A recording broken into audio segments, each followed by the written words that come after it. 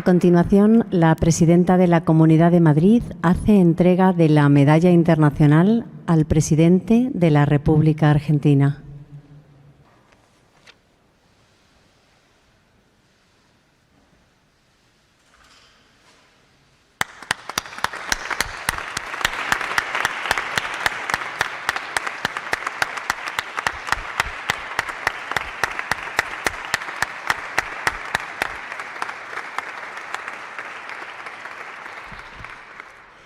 Tiene la palabra don Javier Milei, presidente de la República Argentina.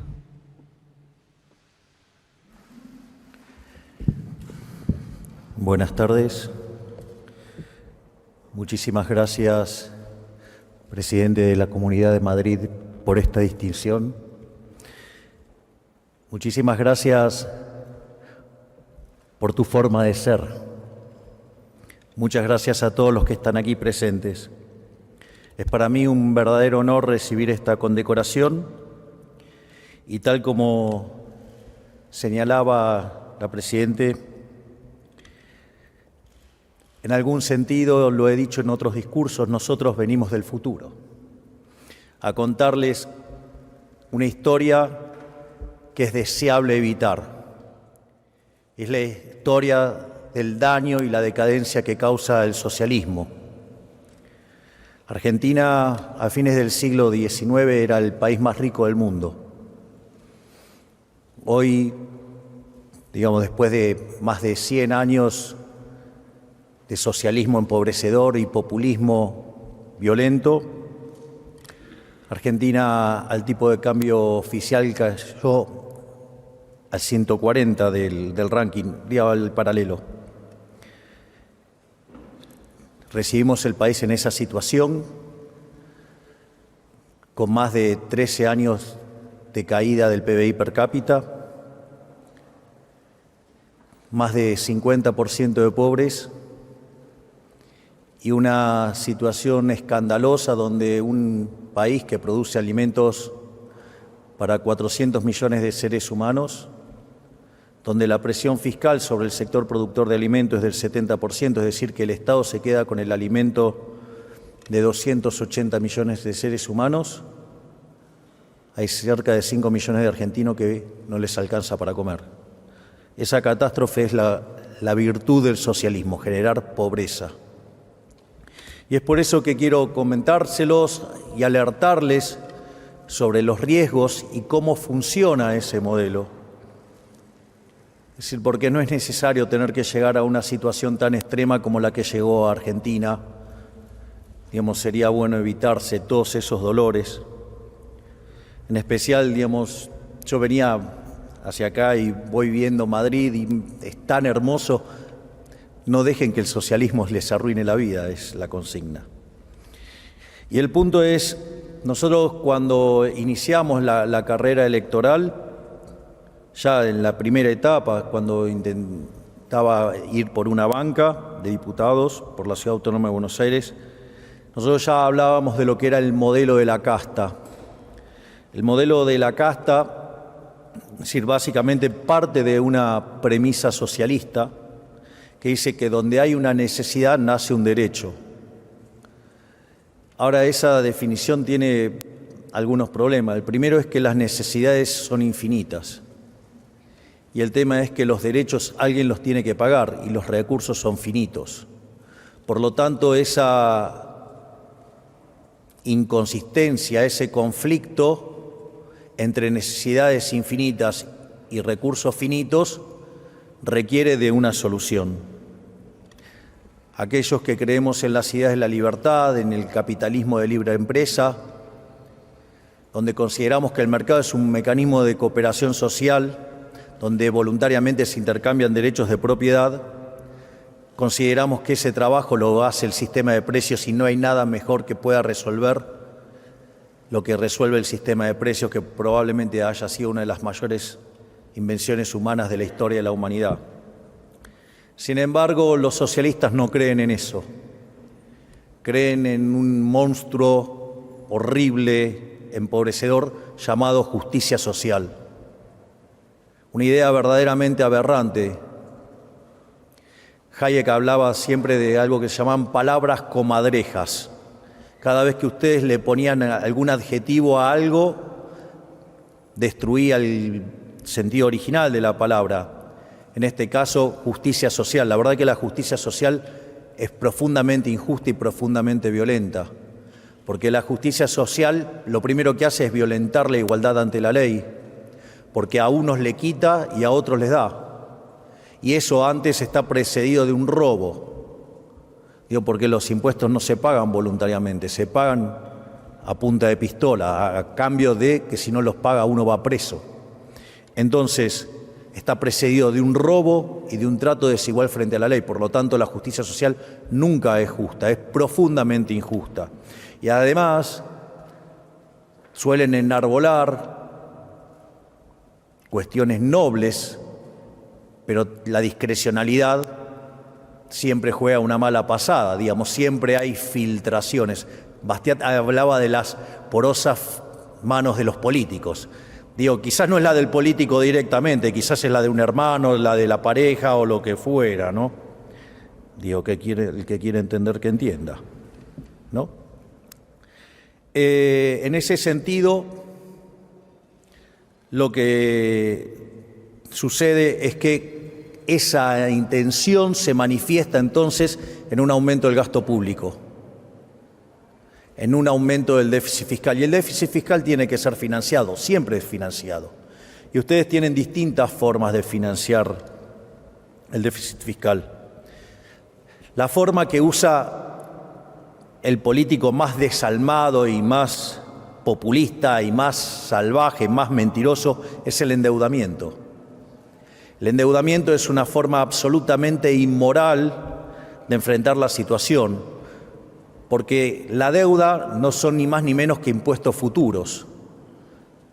Entonces quiere decir que la fiesta del presente está siendo pagada por el trabajo de personas en el futuro, digamos, personas que no votan, personas que todavía ni siquiera nacieron.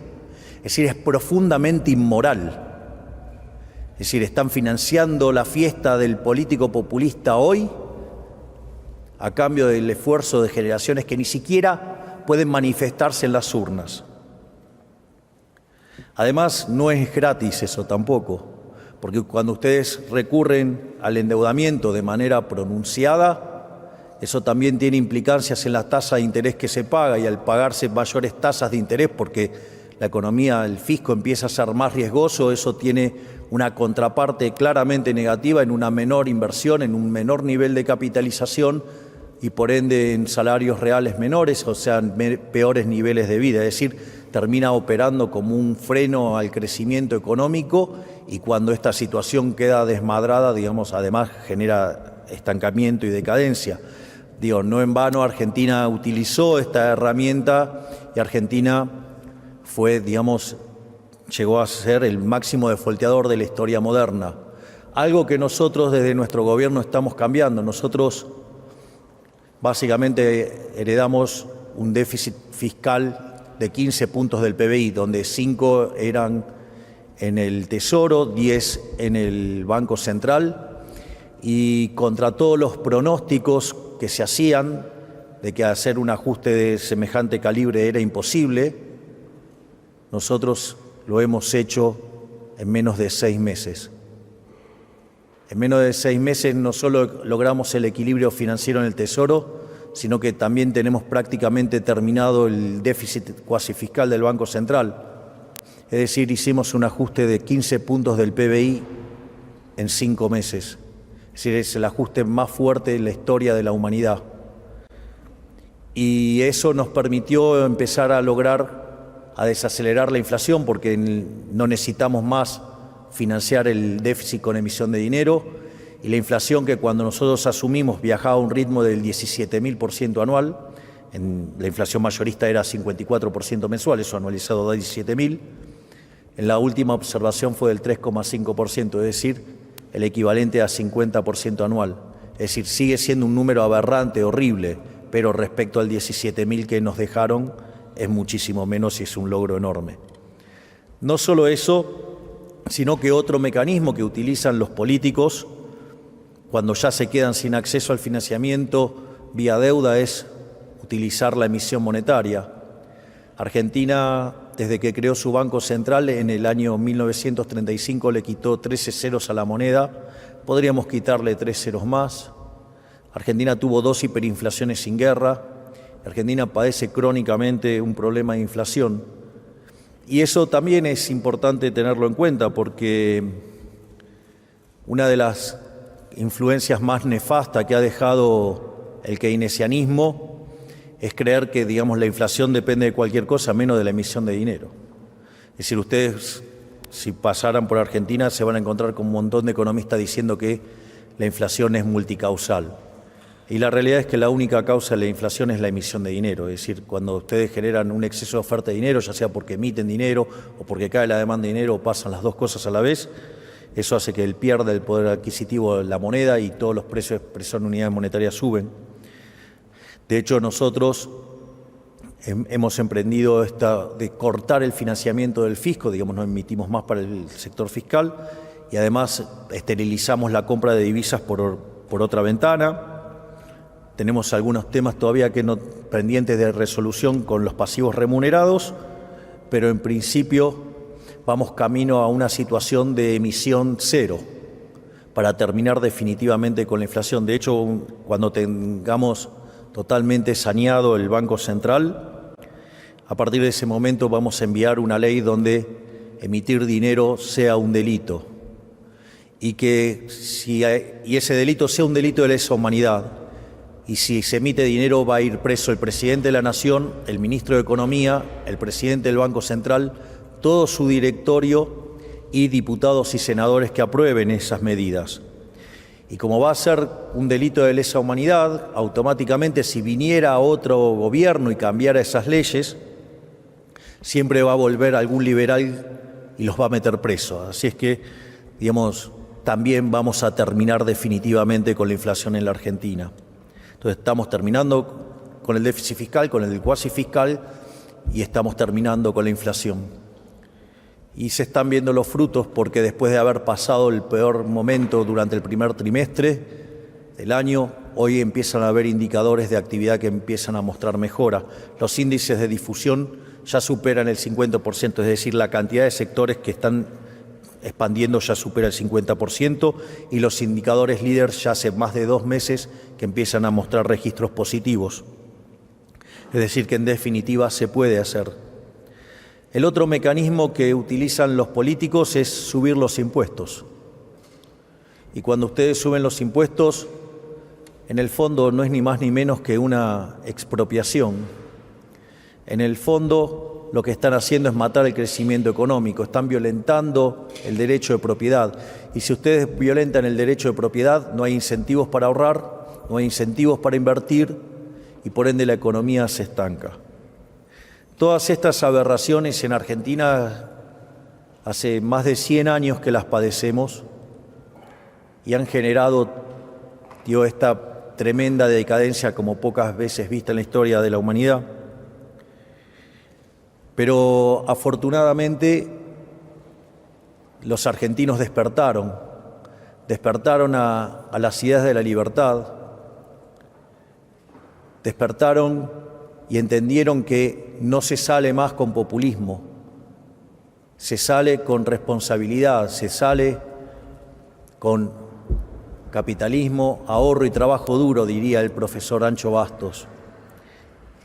La salida es el liberalismo. Por eso nosotros, y esto a mí me resultó muy sorprendente, cuando hacíamos nuestros actos de campaña, el cierre lo hacíamos con una frase de nuestro máximo exponente de las ideas de la libertad, del profesor Alberto Venegas Lynch hijo, que dice que el liberalismo es el respeto irrestricto del proyecto de vida del prójimo, basado en el principio de no agresión y en defensa del derecho a la vida, la libertad y a la propiedad, cuyas instituciones son la propiedad privada, los mercados libres, la no intervención estatal, la división del trabajo, la cooperación social y donde solamente se puede ser exitoso sirviendo al prójimo con bienes de mejor calidad o un mejor precio. Es decir, donde los verdaderos héroes son los empresarios, los emprendedores, no los burócratas que nos persiguen, que persiguen a la prensa, que mienten, que roban y que en el fondo destruyen a un país y sobre todas las cosas producen un daño mucho más complicado, que deteriora el tejido social, porque el socialismo está basado en la envidia, en el odio, en el resentimiento, en el trato desigual frente a la ley, y si es necesario no tienen problema en recurrir al asesinato, porque donde se aplicó el socialismo de manera pura fue un fracaso en lo económico, en lo social y en lo cultural, y nunca se olvide que asesinaron a más de 100 millones de seres humanos. Por lo tanto, para mí siempre es muy grato venir a España, es muy grato visitar a grandes amigos. Hoy tengo la posibilidad de estar con Isabel, a quien tanto aprecio y admiro. Admiro por su enorme batalla, por esos discursos maravillosos que no me paro ni me pierdo la oportunidad de verlos por YouTube. Por eso digo es que estoy tan feliz acá, pero sobre todas las cosas para alertarles el riesgo que tienen enfrente. Porque además cuando el socialismo entra a calar, entra a jugar la lógica de camino de servidumbre de Hayek. Es decir, cada vez que se hace una intervención, el funcionamiento es peor y por ende eso lleva a más intervención. Para finalizar, quiero contarles dos frases, una de Mises y una de Hayek. La frase de Mises dice que el conocimiento en economía lleva al liberalismo, y una frase de Hayek que dice que si los socialistas entendieran de economía, no serían socialistas. Bueno, parece que una de las excepciones que hacen a la regla la tienen ustedes con el señor Sánchez, que evidentemente, digamos, a pesar de haber estudiado economía, o no entendió, o, digamos, le gusta mucho el Estado para llevarse puestos a los españoles. Pero tengo esperanzas de que estén despertando como despertó en Argentina. Yo recuerdo que cuando arranqué la campaña, en el cierre dije que yo no venía a guiar corderos, venía a despertar leones. Y parece que ese rugir desde un lugar alejado de Sudamérica empezó a llegar a todo el mundo, ya dio una lección a Europa recientemente y creemos que en el mundo volverán las ideas de la libertad, que son la única que traen prosperidad. Muchísimas gracias.